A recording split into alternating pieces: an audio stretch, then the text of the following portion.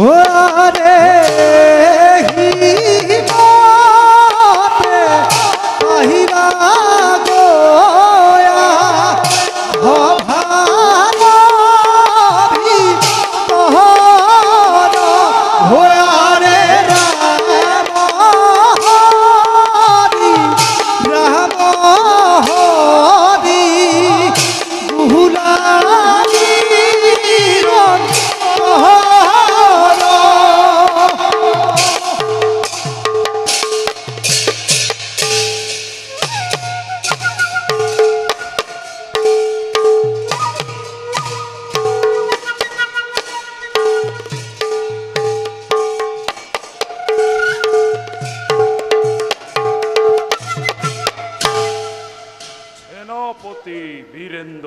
দৈত্যরাজ নিয়ামক রাজ্য সংবাদ কহেনপতি করিছেন প্রজাই মোর গুণগান নন কোনোবাই কৰিছে পেটুকৰ ঘোষণা। দৈত্যৰাজ সেনাপতি সকলো প্ৰজাই গাইছে আপোনাৰ গুণগান। আদেশ পালন কৰি আপোনাৰ প্ৰজাগণে তেজিছে বিষ্ণু পূজা। নিতে ভোজে মাথো আপোনাৰ চৰণ। ওৰে সখী তোমাৰ বচন তথাপিও মোৰ পৰাণ নহয় শান্ত। দৈত্যবৌৰীৰ বিৰুদ্ধে থাকে দেৱতা দেৱতাৰ বিৰুদ্ধে থাকে ৰণৰ সেৱা অতিকে দুৰ্বল। দৈত্যৰাজ এই বীৰেন্দ্ৰ খুৰেও হয়নে সপোনে লৈ ফুৰিছে হেঁপা স্বৰ্গ জয়ৰ।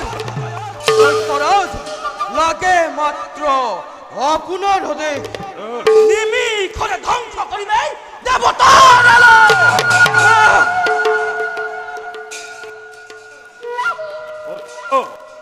স্বৰ্গৰ দেৱৰাজ মহাবৈৰ্য ধৰে কেনেকৈ কৰিবাৰণ দেৱৰ লগত। পুৰুষ পচন্দ নকৰিবি উচ্চাৰণ।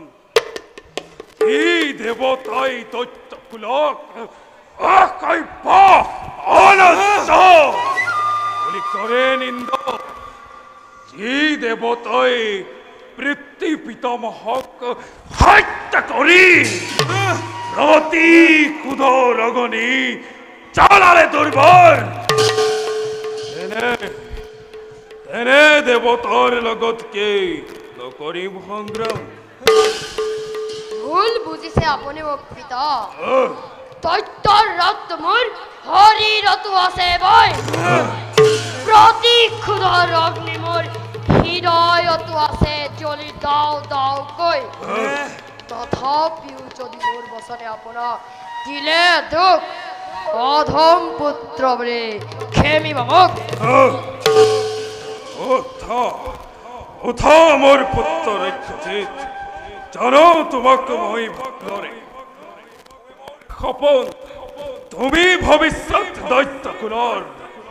তোমাৰ বচন দিলে অন্য পথৰ হয় যদি ইন্দ্ৰ বৈৰ্য পাৰে অয়ও কৰিম পাখুল পাৰে আৰাধনা কৰে অজয় বৰ আক্ৰমণ কৰিম দেবতাৰ নম্ৰপতি।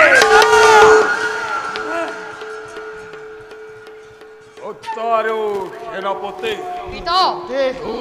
তোমালোকে কৰিব অপেক্ষা মই যাওঁ ফুলপানীৰ তপস্যাৰ দৈত্যপতি আপোনাৰ আগমনলৈ আমি কৰিম অপেক্ষা।